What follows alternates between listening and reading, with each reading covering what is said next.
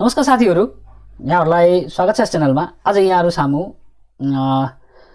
आजको भिडियोमा यो नेप्से अल्फाको फन्डामेन्टल स्क्रिनरबाट कसरी स्टक चयन गर्न सकिन्छ, छनौट गर्न सकिन्छ फन्डामेन्टल स्ट्रङ स्टक, त्यसबारे विशेष जानकारी यहाँहरु समक्ष राख्ने छु। कृपया भिडियोलाई स्किप नगरिकन हेरिदिनु होला र आजसम्म पनि यहाँहरुले यस च्यानललाई सब्स्क्राइब गर्नुभएको छैन वा यस च्यानलमा नयाँ हुनुहुन्छ भने कृपया युट्युबमा गएर यसरी सब्स्क्राइब गरिदिनु होला। यस तालको आइकन खोजेर सब्स्क्राइब गरिदिनु होला, नजिक रहेको बेल आइकनलाई दबाइदिनु होला, त्यसपछि नोटिफिकेसनमा गएर अल दबाइदिनु होला ताकि कुनै पनि भिडियो हामीले यहाँबाट अपलोड गर्ने बित्तिकै यहाँहरुलाई स्वतः नोटिफिकेसन प्राप्त हुनेछ र यहाँहरुले शेयर बजार सम्बन्धी लेटेस्ट नयाँ जानकारीहरु पाउनुहुनेछ। यसैले आजको भिडियो यहाँ देख्न सक्नुहुन्छ। आज सबभन्दा पहिले हामी कसरी स्टक छनौट गर्न सक्छौं नेप्से अल्फाबाट त्यो बुझौं। सबभन्दा पहिले यहाँहरुले क्रोममा गएर नेप्से अल्फा खोल्नु पर्ने हुन्छ। जसरी मैले यहाँ खोलेको छु क्रोममा गएर, अनि खोलिसकेपछि नेप्से अल्फाको यो अल्फा स्क्रिनमा जानुपर्ने हुन्छ यहाँहरुलाई, अनि स्टक स्क्रिनरमा जानुपर्ने हुन्छ। त्यसपछि स्टक स्क्रिनरबाट यो फन्डामेन्टल स्क्रिनर भन्ने छ, यसरी यो फन्डामेन्टल स्क्रिनर खोल्नु पर्ने छ। यो खोल्ने बित्तिकै यहाँहरुलाई यस्ता खालको एउटा फन्डामेन्टल स्क्रिनिङ एउटा स्क्रिन आउँछ। अनि यो स्क्रिनमा चाहिँ गएर सबभन्दा पहिले हामीले चाहिँ के गर्नुपर्ने हुन्छ त भनेपछि पी रेशियो हामीले साइड छनौट गर्नुपर्ने हुन्छ। अब जस्तै कि कम्पनीहरुको पी रेशियो भनेको जति थोरै भयो पी रेशियो त्यति कम्पनीले चाहिँ मुनाफा बढिदिन्छ भन्ने कुरा हामीले यो हामीले पढेका छौं, लेखेका छौं भने। यसैगरी पी रेशियोको आधारमा हामीले स्टकहरु छनौट गर्दा पी रेशियो 10 भन्दा मुनिका स्टकहरु हामीले पहिला सबभन्दा पहिले हेरौं। पी रेशियो 10 भन्दा मुनिका स्टकहरु हामीले अहिले पाएको छैनौं भने पी रेशियो 20 देखि मुनिका स्टकहरु हामी हेर्छौं भने 14 वटा स्टक यहाँ देख्न सक्छौं। यहाँ एडीबीएल, बीबीसी लगायतका कम्पनीहरु 14 वटा स्टक हामीले पीबी रेशियो यो 20 भन्दा मुनिका स्टकहरु यसरी हामीले देख्यौं। यसमा चाहिँ यिनी स्टकहरु चाहिँ पी रेशियो भन्दा मुनि रहेका छन्, 20 भन्दा मुनि रहेका छन्। त्यसैगरी पीबी रेशियो 30 भन्दा मुनिका झन् धेरै हुन्छ स्टक देख्न सक्नुहुन्छ। यहाँ अघि 14 वटा थियो, अहिले 36 वटा भइसकेको छ। यसरी चाहिँ हामीले छनौट गर्न सक्छौं, भेरिफाई गर्न सक्छौं। सकेसम्म हामीले चाहिँ पी रेशियो 10 भन्दा मुनि भएका स्टकहरु राम्रो हुन्छ जस्तो लाग्छ, तर यहाँ अहिलेको सन्दर्भमा चाहिँ हामीले 10 भन्दा मुनिका स्टकहरु हामीले पाएका छैनौं। यसैगरी पीबी रेशियोको कुरा गरौँ। PB ratio price to book value ratio हेर्छौं भने बिलो 1 हेर्छौं भने कुनै स्टक हामीले एनएलओ मात्रै पाएका छौं यहाँ म्यानुफ्याक्चरिङ प्रोसेसिङबाट। अनि त्यसैगरी बिलो 2 बाट खोजौं हामी, बिलो 2 बाट हेर्छौं भने हामीले चाहिँ 14-15 वटा स्टक यहाँ पाएका छौं पीबी रेशियो पनि। खास भन्यो भने पीबी रेशियो पनि हामीले चाहिँ 1 भन्दा मुनि र नेगेटिभमा भएका पीबी रेशियोहरु भयो भने राम्रो हुन्छ। तर नेपालको स्टक मार्केटमा चाहिँ हामीले चाहिँ पीबी रेशियो 3 भन्दा मुनिलाई राम्रो मान्छौं। त्यसैगरी जस्तो पी रेशियोलाई चाहिँ हामी लगभग 30 देखि मुनिलाई राम्रो मान्छौं भने यसलाई पनि हामी के गर्छौं त भनेपछि खास नेगेटिभ भयो राम्रो हुन्थ्यो, तर 3 भन्दा मुनिकालाई चाहिँ हामी राम्रो मान्छौं है। त्यसरी पीजी रेशियोको कुरा गरौँ। पीजी रेशियोबाट पनि हामी सबभन्दा पहिले बिलो 1 बाट चोइस गरौँ। बिलो 1 बाट हामी हेर्छौं भने यतिवटा स्टक हामीले पाएको छ, 7 वटा स्टक। त्यसैगरी बिलो 2 बाट हामी स्क्रिन गरौँ। बिलो 2 बाट गर्दा अलिकति बढ्यो देख्न सक्नुहुन्छ, 12 वटा स्टक हामीले भेटेका छौं यहाँ। त्यसैगरी बिलो 3 बाट पनि गरौँ। बिलो 3 बाट गर्दाखेरि चाहिँ हामीले 21 वटा स्टक पाएका छौं यहाँ। त्यसैगरी हामी स्टक स्क्रिन यसरी चाहिँ हामीले गर्न सक्छौं। पीजी रेशियो भनेको प्राइस टु अर्निङ ग्रोथ रेशियोमा चाहिँ अर्निङ ग्रोथमा खास भन्यो भने यो पनि 1 भन्दा मुनि नै रहेको राम्रो हो भन्ने कुरा यहाँहरुलाई जानकारी दिन चाहन्छु। भने रिटर्न अन इक्विटीको आधारमा पनि हेरौं। रिटर्न अन इक्विटी रहेको छ। यो रिटर्न अन इक्विटी भनेको चाहिँ हामीले चाहिँ कुनै कम्पनीमा लगानी गरे बापत त्यो कम्पनीले हामीलाई रिटर्न दिन्छ इक्विटी बापत, त्यो रिटर्नलाई चाहिँ कति रिटर्न दिन्छ भन्ने कुरा। अब 10 भन्दा एबभ भएकोलाई हामी स्टक पहिले चोइस गरौँ भने यहाँ देख्न सक्नुहुन्छ यहाँहरुले लगभग 64 वटा स्टक यहाँ आइसकेको अवस्था देख्छौं भने 10 भन्दा मुनिका। त्यसैगरी 20 भन्दा मुनिका स्टक पनि हेर्छौं भने लगभग यहाँ 4 वटा स्टक 20 भन्दा मुनि आइसकेको अवस्था देख्छौं, 4 वटा स्टक। अनि 30 भन्दा मुनिका हेर्छौं भने रिटर्न अन इक्विटी हेर्छौं भने एउटा स्टक मात्रै देख्छौं, युएनएल, यो युनिलिभर नेपाल लिमिटेड मात्रै एउटा देख्छौं 20 देखि मुनिको। त सकेसम्म जति धेरै इक्विटी हुन्छ त्यति धेरै नै राम्रो हो। त्यसकारणले गर्दा 30 देखि माथिका स्टक या 20 देखि माथिका भयो भने तर 10 देखि माथिका स्टकै हामीले लियौं अहिलेको सन्दर्भमा। त्यसैगरी यसरी यहाँ स्टक देख्न सक्नुहुन्छ। अब यो चाहिँ 10 देखि मुनिका रहेका स्टकहरु हुन्। त्यसैगरी अर्को रह्यो रिटर्न अन एसेट्स पनि जति धेरै त्यति राम्रो। त्यो एबभ 3 लियौं हामी। एबभ 3 हेर्छौं भने यसरी चाहिँ हामीले यहाँ लगभग 44 वटा स्टक हामीले पाइसकेको अवस्था देख्छौं भने यसरी हामीले यूएसबाट पनि रिटर्न अन इक्विटीबाट पनि हामीले रिटर्न अन एसेट्सबाट पनि एबभ 3 गरेर हामीले लगभग स्टकहरु चयन गर्न सक्छौं। भने डिभिडेन्ड यील्ड, अब डिभिडेन्डको यील्ड गर्छौं भने 2.5 भन्दा माथि र 5% भन्दा माथि। अहिले 5% भन्दा माथि हामी खोज्छौं भने यदि 5 वटा स्टक मात्रै पाउँछौं, किनकि 5 वटा स्टकले चाहिँ 5 भन्दा माथि दिएका छन् डिभिडेन्ड भने 2 देखि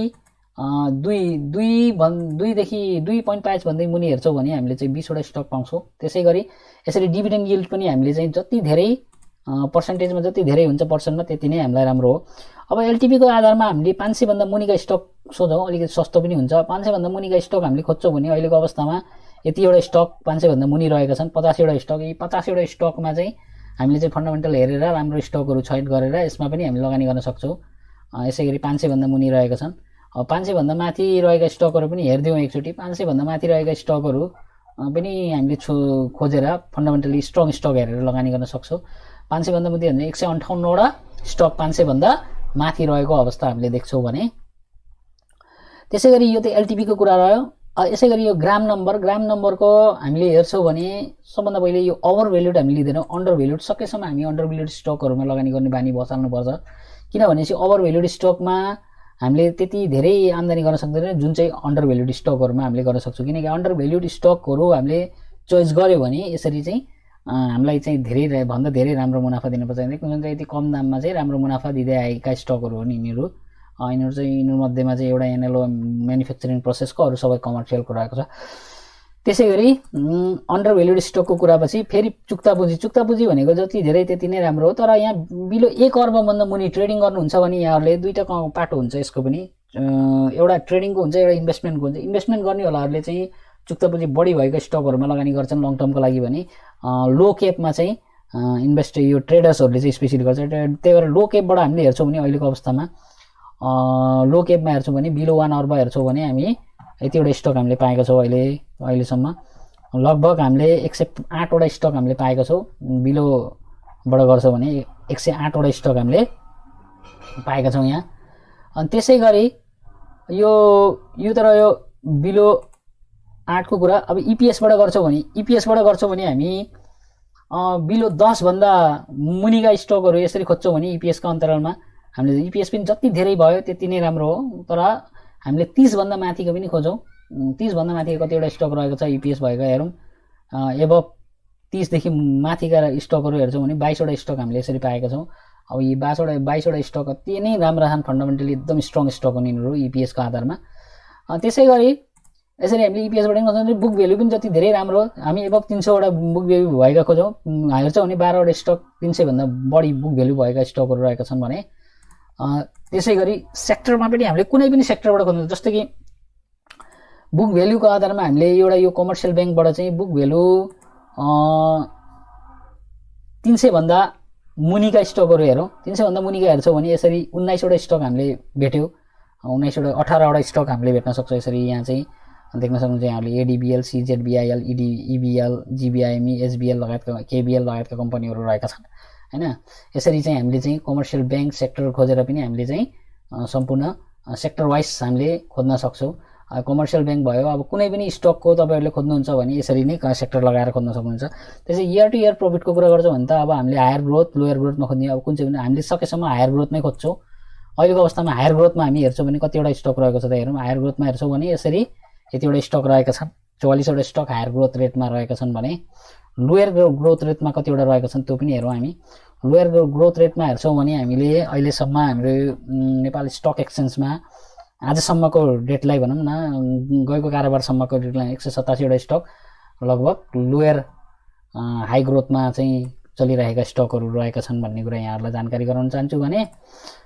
त्यसै गरी अर्को यो डेप्ट टु इक्विटी छ। यो डेप्ट टु इक्विटी भनेको चाहिँ जस्तै कि हामीले ऋणको आधारमा कुन कम्पनीको कति ऋण रहेको छ त, डेप्ट ऋण उसको सम्पत्तिको आधारमा चाहिँ कति ऋण रहेको छ त्यो देखाउँछ। त्यसकारणले गर्दा हामीले सबभन्दा पहिले डेप्ट टु इक्विटी यसरी हेर्छौँ भने 6 देखि मिनिमम र म्याक्सिमम भनेको छ। यो मिनिमममा 6 र म्याक्सिमममा हामीले 4 गर्छौँ भने यसरी कुनै पनि स्टक रहेको छैन। त्यसै गरी हामी यसलाई नेगेटिभमा ल्याउँ, यति थोरैमा 0मा लिन्छौँ भने यति लिन्छ, अनि नेगेटिभमा हेर्छौँ भने डेप्ट टु इक्विटी हेर्छौँ भने माइनसमा। खास भन्यो भने डेप्ट टु इक्विटी हामी हेर्छौँ भने 1 देखि तल नै राम्रो रहेको छ, 1 देखि माथि भएका स्टकहरू राम्रो हुँदैनन्। त्यस कारणले गर्दा मिनिमम र म्याक्सिमममा चाहिँ म्याक्सिमममा भनेको लगभग 2 सम्मको हामीलाई ठिक हुन्छ म्याक्सिमममा, अनि मिनिमममा हेर्छौँ भने हामी मिनिमममा 1.5 सम्मको स्टकलाई चाहिँ हामी 1.5 डेप्थ भएका स्टकहरू चाहिँ हामी यसरी खोज्न सक्छौँ 1.5 यसरी 1 सम्मको लागि खोजौँ अहिले 1 सम्म खोज्दाखेरि हामीले यतिवटा स्टक पाउँछौँ यो डेप्थ इक्विटी भनेको ऋणको आधारमा यसको जस्तै कम्पनीहरूको ऋण कतिको रहेको छ भन्ने कुरा यो तर यो कुरा अब यसै गरी अर्को पनि हेरौँ यो पेआउट रेसियोको आधारमा पेआउट रेसियो पनि मिनिमम म्याक्सिमममा खोज्छौँ 1 मा हेरौँ पहिला 1 मा यतिवटा स्टक आएको अवस्था देख्छौँ भने म्याक्सिमममा हेर्छौँ भने म्याक्सिमम 4-5 सम्म हेर्छौँ भने यसरी कुनै पनि स्टक देख्दैनौँ 4-5 मा 6 मा 7 मा पनि देख्दैनौँ अनि तल जाउँ 5 मा हेरौँ केही पनि छैन 4 मा पनि केही पनि छैन देख्न सक्नुहुन्छ 3 मा पनि केही छैन भनेपछि 0 मा गएपछि नेगेटिभमा गएपछि पनि हामी केही छैन भनेपछि 0 मा गएपछि स्टकहरू चाहिँ हाम्रो पेआउट रेसियोको आधारमा रहेका छन् भनेपछि यसरी हामी यसलाई नि 0 को आधारमा चाहिँ खोजौँ सकेसम्म यतिवटा स्टक आएका छन् यहाँ देख्न सक्नुहुन्छ यहाँहरूले लगभग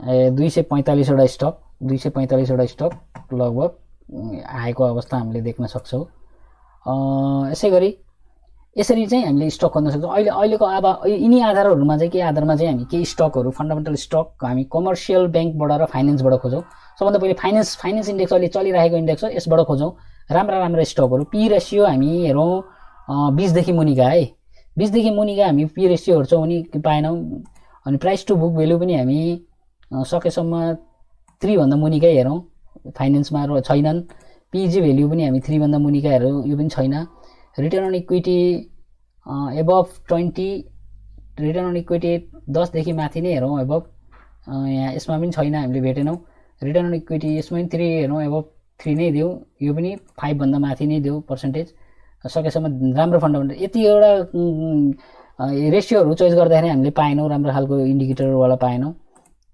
भने अब हामी चाहिँ यिनी हटाएर एउटा स्टक चाहिँ खोजौँ जस्तो कि सबभन्दा पहिले फाइनेन्स इन्डेक्सबाट चाहिँ हामी यसको आधारमा पी रेसियोको आधारमा खोजौँ अनि त्यसपछि पी रेसियो हामी 30 भन्दा मुनि हेर्छौँ भने एउटा स्टक मात्रै रहेको छ यहाँ देख्न सक्नुहुन्छ यहाँले जीएफसीएल रहेको छ फाइनेन्स 1015 पुगेको छ र यो त पी रेसियोको कुरा भयो प्राइस टु बुक भेल्युको आधारमा पनि हेरौँ प्राइस टु बुक भेल्यु हामी हेर्छौँ भने 1 को आधारमा हेर्छौँ भने केही पनि छैन 2 सम्मको हेर्छौँ भने हामी यसरी यसमा पनि केही छैन 3 सम्मको हेर्छौँ भने प्राइस टु बुक भेल्युको रेसियोमा हामीले केही पनि पाएनौँ है त्यस कारणले गर्दा फाइनेन्सका स्टकहरू प्रयोग फाइनेन्स खास भन्यो भने यो यिनी स्टकहरू चाहिँ के हुन्छ भनेपछि चुक्ता पुँजी लो भएका हुन्छ 1 अरब भन्दा मुनिका स्टकहरू नि जीएफसीएल आएको त इपिएस पनि हेरौँ इपिएस पनि 10 भन्दा माथिका इपिएस भएका स्टकहरू हामीले यसमा देखेनौँ अहिलेको अवस्थामा 10 भन्दा मुनिका अब 10 भन्दा मुनिका हामीले देखेनौँ भनेपछि 30 भन्दा मुनिका हामी हेरौँ पी रेसियोको आधारमा यसरी हेर्छौँ भने कुनै पनि छैन 30 को आधार पी रेसियो 30 लगाएर हेर्दा पनि केही छैन त्यस कारणले गर्दा हामीले चाहिँ फन्डामेन्टल स्ट्रङ फाइनेन्सको इन्डेक्स हेर्छौँ भने अहिलेको अवस्थामा इपिएसको आधारमा हेर्छौँ भने बिएफसी सिएफसीएल जिओएफएल 30 भन्दा मुनिका फन्डामेन्टल रहेका छन् एमपिएफएल एनएफएस एसआइएफसी यिनी स्टकहरू चाहिँ फन्डामेन्टली स्ट्रङ रहेका छन् भन्ने कुरा यहाँले चाहिँ किनकि 1 अर्ब भन्दा मुनि रहेको छ यसको चुक्ता पुँजी लो केप हुन् भन्ने कुरा यहाँले जान्न चाहन्छौँ भने अनि यो इपिएस रहन्छ र बुक भेल्यु पनि हामी हेरौँ बुक भेल्यु पनि हामी हेर्छौँ भने अब यो कति रहेको छ 300 भन्दा माथिको बुक भेल्यु पनि रहेको छ 6वटा स्टक देख्न सक्नुहुन्छ यति राम्रो रहेको छ यसरी फन्डामेन्टली हामीले चाहिँ स्टकहरू चयन गर्न सक्छौँ तर पी रेसियोको आधारमा चाहिँ 30 भन्दा मुनिको फाइनेन्सहरू चाहिँ हामीले एउटा पनि छैन त्यही भएर फाइनेन्स कम्पनीमा अहिलेको अवस्थामा मान्छेहरू धेरै झम्मिएका छन् तर लगानी गर्नु उचित छ जस्तो लाग्दैन किनकि यति धेरै प्रफिट हामी पाउन सक्दैनौँ फार्मिङमा किनकि 30 भन्दा मुनि पनि दिएको छैन यसले त्यसकारणले गर्दा 40 50 60 भन्दा मुनि यसका पी रेसियो रहेका छैनन् भन्ने कुरा यहाँहरूलाई जानकारी दिन चाहन्छु यति भन्दै आजको विषयवस्तुबाट बिना हुँदा अगाडि पुनः यहाँहरूलाई आग्रह गर्न चाहन्छु लाइक कमेन्ट र सेयर गरेर साथ दिनु होला भन्दै आजको विषयवस्तुबाट बिदा हुन चाहन्छु हस्त धन्यवाद शुभ लाभ